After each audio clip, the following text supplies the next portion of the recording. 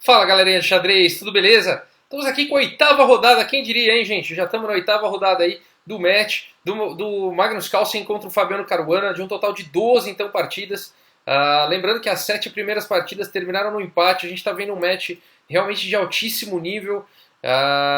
Realmente os jogadores estão tendo muita dificuldade aí de conseguir alguma vantagem na partida. O jogo é muito apertado, é muito na igualdade, mesmo quando alguém consegue uma pequena vantagem, o outro jogador consegue um recurso. Então, puxa, é fantástico realmente nesse nível como é que se descola uma vitória, né? É curioso de ver isso, bacana. Temos algumas fotos aqui ó, do match de hoje, os dois aí apertando a mão, então, para começar a partida, o primeiro lance aí. Eu comentei, né, em um dos vídeos que eu fiz uma brincadeira que quem fica de pé e o outro não levanta, em geral na história perdeu, né? Então a gente tinha a foto do Magnus Carlsen em pé, cumprimentando e o Caruana sentado, e eu avisei, ó, o Caruana devia ter levantado, ou até esperado o Carlsen sentar, né? E cumprimentar. E não sei se o Caruana viu meu vídeo, né? Eu acho que sim, né? Eu acho que realmente o Caruana deve ter visto meu vídeo e resolveu ficar em pé, né? Claro que não, gente, é uma brincadeira, mas eu quero agradecer aí quem mandou essa foto e fez esse comentário bem humorado aí, foi o Carlos Henrique Marques. Salve aí, Carlos Henrique Marques, muito obrigado pela foto e pela brincadeira aí. Beleza, gente, vamos dar uma olhada nessa partida então. O Fabiano Caruana tá de brancas então nessa oitava rodada, jogando contra o Magnus Carlsen, e o Fabiano Caruana abre então aqui com E4, peão do rei, C5 pelo Magnus Carlsen, repetindo então o que vem sendo jogado aí, né, a siciliana, cavalo F3, cavalo C6 e aqui D4. Peão toma D4, cavalo toma D4, cavalo em F6, cavalo C3, E5. E a gente tem então pela primeira vez entre os dois, nesse match do Mundial, essa posição aqui, essa variante da siciliana, e cavalo de D em B5 então foi jogado, D6 não permitindo, né, aqui o cavalo está ameaçando vir em D6 com cheque e tal. Existe, tá? Essa variante onde as pretas jogam, por exemplo, aqui com A6 e o cavalo vem para D6. E aí depois de bispo toma, dama toma. Por exemplo, aqui dama em E7, tá? E depois de, por exemplo, dama toma, cavalo toma. É perfeitamente possível jogar um jogo desse. As brancas podem continuar com bispo G5 e tudo mais, tá? Então não é que o cavalo de D em B5 é uma grande ameaça nem nada, mas o Magnus Carlsen aqui preferiu ir para uma linha mais sólida com D6, simplesmente é um lance melhor, né? Além de evitar o cavalo indo para D6, também abre para outro bispo poder jogar, né? É um lance de desenvolvimento melhor, apesar de bloquear aqui o próprio bispo de casas escuras, tá bom? Mas é um excelente lance. E a partida aqui seguiu com cavalo D5, então, já ameaçando aqui um cavalo C7 com duplo, né? No rei e na torre. É claro que isso aqui ainda é teórico, existe, né? As pretas não podem então capturar aqui o peão de 4, né?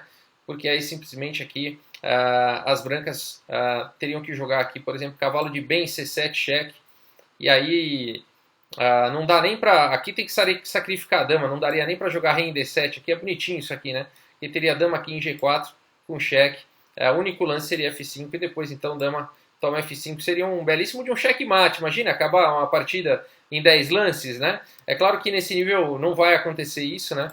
Então depois de cavalo D5, o Magnus Carlsen não jogou o cavalo toma aqui em E4 e jogou cavalo toma em D5 e depois de toma em D5, então atacando o cavalo voltou para B8, pode parecer estranho, né? Mas é o lance teórico, é o lance mais indicado, né? Se ele viesse aqui para E7, por exemplo, estaria atrapalhando um pouco o desenvolvimento das peças e tal. E esse cavalo ele vai voltar para o jogo mais tarde e tá tudo bem. Cavalo B8 foi jogado, A4, bispo em E7, então as pretas precisam da roque, né?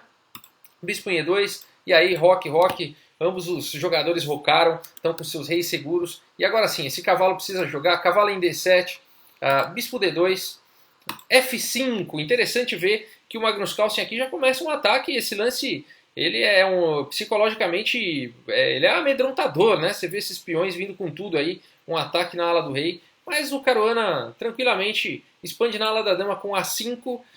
Esse lance ainda é teórico, mas é bastante curioso, né? Aqui evitando, né, com que o cavalo desenvolva em B6, evitando com que a dama entre em B6. É um lance bastante interessante aqui e teórico A5. A6 foi jogado então expulsando o cavalo daí. E o cavalo em A3, e esse peão aqui, em algumas linhas, também vai dar suporte aí para o cavalo lá em B6. Então interessante o lance A5, interessante essa linha, né? E essa posição, gente, ela já foi jogada por 2 vezes, tá? A gente tem aqui a mesmíssima posição jogada aqui em 2015, em 2016, jogadores de alto nível realmente. E em ambas as partidas, as pretas seguiram aqui com o cavalo em F6, sendo que em uma delas as brancas ganharam e na outra partida houve um empate, tá bom? Então com 75% de chance das brancas ganharem com o cavalo em F6, tá? Então o Magnus Carlsen não foi para esse lance, ele foi com uma novidade teórica, então o lance nunca jogado é E4. Esse lance faz muito sentido, né? Restringindo aqui realmente a ação do bispo, liberando uma casa para ficar com um cavalo muito forte aqui em E5. Curioso não ter sido ainda jogado esse lance, mas é que realmente aquela posição só ocorreu 2 vezes, né? Então o Magnus Carlsen faz uma melhoria aí da posição com o lance E4, um lance realmente muito, muito forte. Cavalo C4 foi jogado, mirando aí a casa B6, e o cavalo por enquanto está segurando, né? Mas o Magnus Carlsen permite aí, entrega a casa B6 em troca da casa E5, né? Ele tá falando, você quer a casa B6, eu te dou, mas eu quero ficar com a E5, tá bom? E o Caruana aceita. Ele vai lá para o cavalo B6 então, atacando a torre e o bispo, a torre tem que sair, torre B8, e aqui o Caruana vai para esse lance bastante agressivo, F4, né? Muita gente aqui, eu vou voltar, ficou pensando que provavelmente o Caruana iria seguir com alguma estratégia com bispo C3, dama D2, né? Seria perfeitamente possível uma estratégia como essa. F4 surpreendeu muita gente e é um lance muito bom realmente. E a partida seguiu então tentando expulsar, né, esse cavalo dessa maravilhosa casa ou então oferecendo às pretas a possibilidade de capturar um passant aqui e tentando então destruir um pouquinho essa estrutura de peões que está muito forte, né? Então das duas uma. Então o Carlsen agora tem que escolher se ele tira o cavalo dessa excelente casa ou se ele dá uma danificadinha aí nesse seu centro que estava tão forte, né? E ele vai pela segunda opção, peão tamanho F3, então en passant, e depois de bispo tamanho F3, G5, mais uma vez o Carlsen tremendo tabuleiro aí com lance G5, mais uma vez impondo aí um ritmo bastante forte de um ataque na ala do rei.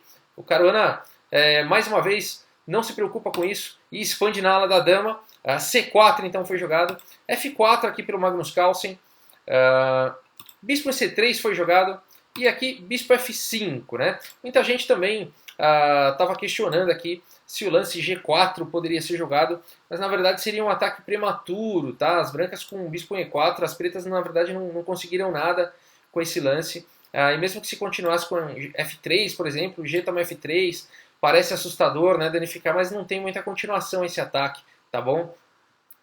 Torre F4, por exemplo, bispo D2, simplesmente, essa estrutura aí tá bem defendida e não tem muito como as pretas avançarem aqui nessa posição com algum ataque, tá? Então tá explicado por que depois de bispo C3 as pretas não seguiram com o G4, muita gente estava esperando por esse lance, tá? Mas o Magnus Carlsen fez a coisa certa aqui, ele desenvolveu simplesmente o bispo, tá ameaçando agora entrar com o bispo aqui em D3, atacando a torre, atacando o peão, enfim, é um bom lance aí, realmente melhor que o lance G4, né? E a partida seguiu então com C5, o Fabiano Caruana vai expandindo realmente na ala da dama, e aqui a partida seguiu então com cavalo tamanho F3 cheque, dama tamanho F3, D tamanho C5, e aqui as pretas estão com 6 peões contra 5 peões aqui do Caruana. Ele entregou um peão, mas agora o Caruana tem um peão passado fortíssimo, claro que não dá para avançar agora, mas tem um peão passado aqui, e ele trocou então, entregou um peão por troca desse peão passado. Torre de A em D1, dando suporte então para esse peão passado poder avançar. Quando existe um peão passado, legal esse recurso aqui, é instrutivo, né? Você tem que colocar uma peça menor na frente do peão. Preferencialmente um cavalo, tá? Sempre que você puder, bloqueie o peão passado com um cavalo, porque o cavalo ele pula, né, por cima das outras peças, ele tem uma atividade maior, ele é a peça ideal para bloquear um peão passado, tá? No caso aqui, o Magnus Carlsen não tem um cavalo e ele faz a coisa certa, bloqueia com uma peça menor, bispo D6, H3 então, dama em E8, eu vou comentar só esse lance aqui, H3, tá? Talvez pudesse ser considerado aqui pelo Caruana também o lance dama em H5, fazendo uma pressão aí na ala do rei, e depois de, por exemplo, bispo G6 tentando evitar, dama H3, vamos supor que bispo F5 tentando realmente tirar a dama daí, dama H6, uma posição onde as brancas têm talvez um pouco mais de iniciativa, já estão ameaçando dama G7 com checkmate. É claro que dá para defender imediatamente com torre F7 e a partida continuaria, mas eu tenho uma sensação aqui de que eu gostaria de jogar muito isso de brancas, não sei você. Com certeza o Fabiano Caruana considerou isso, né? O grande mestre, o segundo melhor jogador do mundo, apenas atrás do Magnus Carlsen em questão de rating, né? Então, com certeza ele considerou isso e provavelmente viu que não teria muita continuidade esse ataque, né? Mas é interessante comentar esse lance porque muita gente também estava esperando aí por dama em H5, tá? Mas H3 foi jogado, talvez mais sólido, né? Talvez um lance que arrisque menos. E a partida seguiu com dama em E8, então cavalo em C4, atacando aqui esse bispo então em D6, dama G6, de certa forma colocando a dama e o bispo na mesma diagonal, mas também adicionando aqui uma defesa no bispo aqui em D6, e a partida seguiu com cavalo toma D6, dama toma em D6 e H4. Muito bom esse lance do Caruana, tentando dar uma desconcertada aqui nessa estrutura de peões, aproveitando, né, que se esse peão por acaso ou avançar ou capturar, o peão de F4 está atacado duas vezes pela dama e pela torre e vai cair, né? Então H4 é um lance muito importante, e depois de G toma em H4, dama toma F4, e aí a troca de damas, dama toma F4, torre toma F4, e H5 foi jogado, um lance bem estilo Magnus Carlsen, deixando então com que o Fabiano Caruana recupere o seu peão, ele está com um peão a menos, apesar de serem dois peões dobrados na coluna da torre, não dá nem para dizer que é um peão a menos, né? Mas enfim, mas é. E aqui não vale muito a pena, né? Capturar aqui a torre toma H4 não foi jogado. O bispo G4 traria um certo incômodo, né, para o Caruana, atacando aqui essa torre. Essa torre vai ter dificuldade de voltar para a partida, né? Vai ter que perder alguns tempos e tudo mais. Então não vale a pena, né? O Caruana, claro, viu isso, não foi para torre toma em H4 e jogou o lance torre E1, partindo aí para o domínio, lutando aí, né, por uma coluna aberta. Bispo G4 foi jogado, torre então em F6, aqui quando o bispo G4 abriu, né, a possibilidade de trocas, e o Caruana prefere aqui, se for trocar, que pelo menos o bispo dele vá para F6, atacar o peão aqui de H4, e quem sabe, né, conseguir no futuro promover esse peão passado, né? Vamos ver como é que segue esse final. Torre toma F6, bispo toma em F6, rei F7 atacando o bispo, bispo toma em H4, então agora está tudo igual de material, são bispos de cores opostas, é muito difícil converter um final desse em vitória. No entanto, a posição das brancas me parece ok, a torre talvez entrando na sétima, um peão passado, se for possível, né, coroar, por que não jogar mais, né? Vamos tentar, né? Torre 8, então, não permitindo a poderosíssima entrada da torre na sétima. Torre F1, então, cheque. O Caruana não está a fim de já aceitar o empate, né, que se daria aí pela troca dessas torres, provavelmente já seria um empate. E eles jogam por mais alguns lances. Rei G8, torre F6, então. Torre em E2, colocando a torre na sétima. Torre G6, cheque, rei F8. E aqui D6, né? Aqui, se por acaso, né, as pretas capturarem aqui em B2, as brancas teriam um recurso vencedor aqui. Se você quiser encontrar, não foi assim que seguiu a partida, mas qual seria o lance vencedor nessa posição? Muito interessante, é muito instrutivo realmente. E o lance vencedor aqui seria torre toma em G4, seria uma belíssima finalização, né?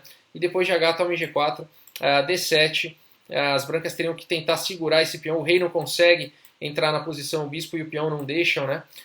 E depois de torre D2 aqui, com D8 promovendo para a dama, e aí a torre teria que capturar e o bispo toma. E aqui seria um final vencedor aqui para as brancas, tá bom? Seria bonito, né? Mas, é claro, nesse nível, esse tipo de erro é muito difícil de acontecer. Então, depois de D6, o Magnus Carlsen não capturou aqui em B2 e jogou torre em D2. Claro, agora a meta, né, é ir atrás desse peão. Ele virou o foco aí da posição. E depois de torre G5, então, ambos os jogadores concordaram no empate, né? Realmente é uma posição que não dá para nenhum dos dois lados progredirem, bispos de cores opostas, vão haver mais algumas capturas de peões aí, e realmente nesse nível de jogo eles sabem que não teria como progredir, e aí no lance 38 eles concordaram então em empatar. Mais um empate então na oitava rodada, de um total de 12 partidas, 8 já foram empatadas. Realmente a gente está vendo um xadrez de altíssimo nível.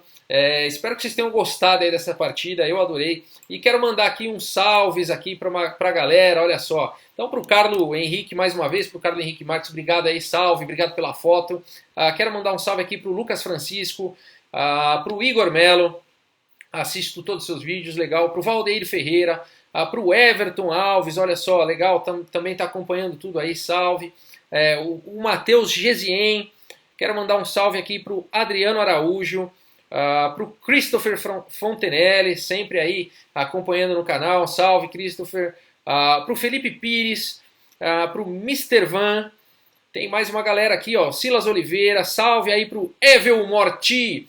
Manda um salve para mim, Rafael, manda um salve, jovem, para o Rodrigo Watsi, para o Tim. Quero mandar um salve também para o João Vitor, tá agradecendo aí pela cobertura, para o José Baus e também para o Fliperama Tiozinho, foi aniversário do Fliperama Tiozinho ontem, não deu para eu mandar o salve ontem que já tinha feito o vídeo, então salve aí o Fliperama Tiozinho, parabéns aí pelo seu aniversário, sucesso para você, muita positividade, muita coisa boa. E para todos vocês, gente, um grande abraço, muito obrigado pela audiência mais uma vez, e até o próximo vídeo, valeu gente, um abração.